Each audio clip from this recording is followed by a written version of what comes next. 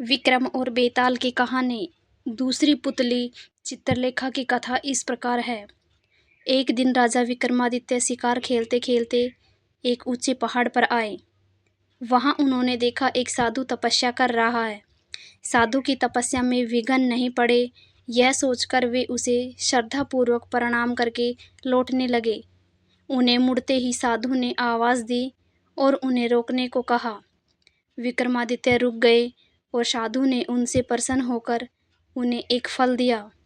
उसने कहा, जो भी इस फल को खाएगा तेजस्वी और यशस्वी पुत्र प्राप्त करेगा। फल प्राप्त कर जब वे लौट रहे थे तो उनकी नज़र एक तेजी से दौड़ती महिला पर पड़ी। दौड़ते दौड़ते एक कुएं के पास आई और छलांग लगाने को उद्यत हुई। विक्रम ने उसे थाम लिया और इस प्रकार आत्महत्या करने का कारण जानना चाहा। महिला ने बताया कि उसकी कई लड़कियां हैं पर पुत्र एक भी नहीं। चूंकि हर बार लड़की ही जन्म लेती हैं, इसलिए उसका पति उससे नाराज है और गाली गलौज तथा मारपीट करता है। वह इस दुर्दशा से तंग होकर आत्महत्या करने जा रही थी। राजा विक्रमादित्य ने साधु वाला फल उसे दे दिया तथा आश्वासन दिया कि अगर उसका पति फल खाएगा तो इस बार उसे पुत्र ही होगा। कुछ दिन बीत गए। एक दिन एक ब्राह्मण विक्रम के पास आया और उसने वही फल उसे भेंट किया। विक्रम स्त्री की चरित्रहीनता से बहुत दुखी हुए। ब्राह्मण को विदा करने के बाद वे फल लेकर अपनी पत्नी के पास आए और उसे वह फल दे दिया। विक्रम की पत्नी भी चरित्रहीन थी और नगर के कोतवाल से प्रेम करती थी। उसने वह फल नगर कोतवाल को दिया ताकि उसके घर यशस्वी पुत्र जन्म ले। नगर कोतवाल एक वेश्या के प्रेम में पागल था और उसने वह फल उस वेश्या को दे दिया। वेश्या ने सोचा कि वेश्या का पुत्र लाख यशस्वी हो तो भी उसे सामाजिक प्रतिष्ठा नहीं प्राप्त हो सकती। उसने काफ़ी सोचने के बाद यह निष्कर्ष निकाला कि इस फल को खाने का असली अधिकारी राजा विक्रमादित्य ही है। उसका पुत्र उसी की तरह योग्य और सामर्थ्यवान होगा तो प्रजा की देखरेख अच्छी तरह होगी और सभी खुश रहेंगे। यही सोचकर उसने विक्रमादित्य को वह फल भेंट कर दिया। फल को देखकर विक्रमादित्य ठगे से रह गई। उन्होंने पड़ताल कराई तो नगर कोतवाल और रानी के अवैध संबंध का पता चल गया। वे इतने दुखी और खिन्न हो गए कि राज्य का ज्यों का त्यों छोड़कर वन चले गए और कठिन तपस्या करने लगे। चूंकि विक्रमादित्य देवताओं और मनुष्यों को समान रूप से प्रिय थे, देवराज इंद्र ने उनकी अनुपस्थिति में राज्य की रक्षा के लिए एक शक्तिशाली देव भेज दिया। वह देव नृपविहीन राज्य की बड़ी मुस्तैदी से रक्षा तथा पहरेदारी करने लगा। कुछ दिनों के बाद विक्रमादित्य का मन अपनी प्रजा को देखने को करने लगा।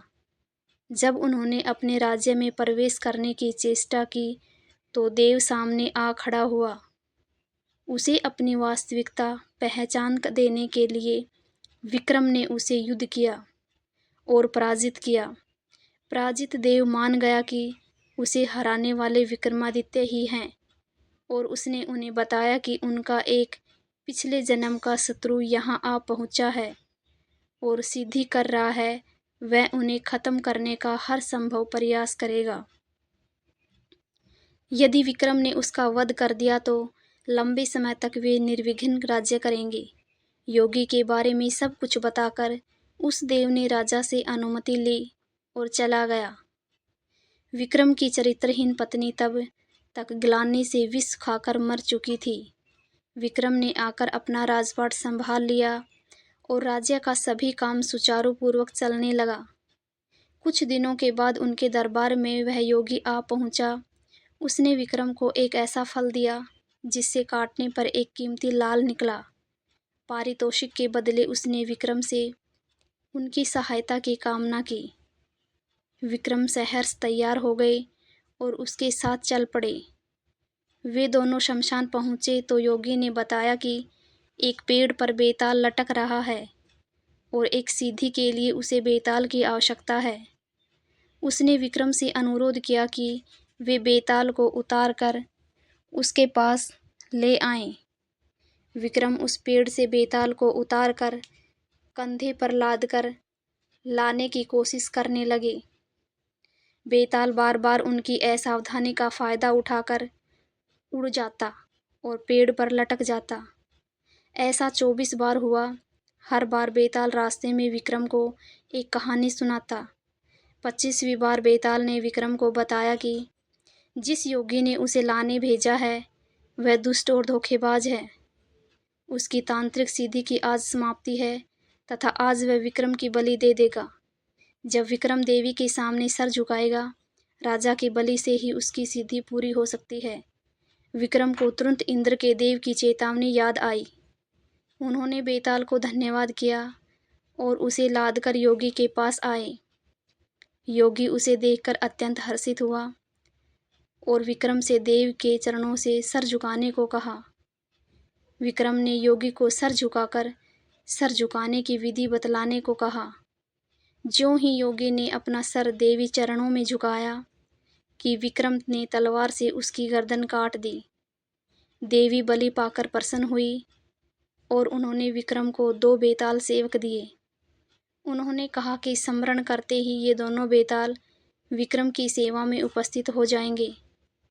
विक्रम देवी का आशीष पाकर आनंद पूर्वक वापस महल लौटे। कहानी को अंत तक सुनने के लिए आप सभी का बहुत बहुत धन्यवाद। आशा करती हूँ कि आपको ये कहानी पसंद आई होगी। अगर आपको ये कहानी पसंद आई है तो चैनल को सब्सक्राइब करें, वीडियो को लाइक करें और ज़्यादा से ज़्यादा शेयर करें। धन्यवाद दोस्तों।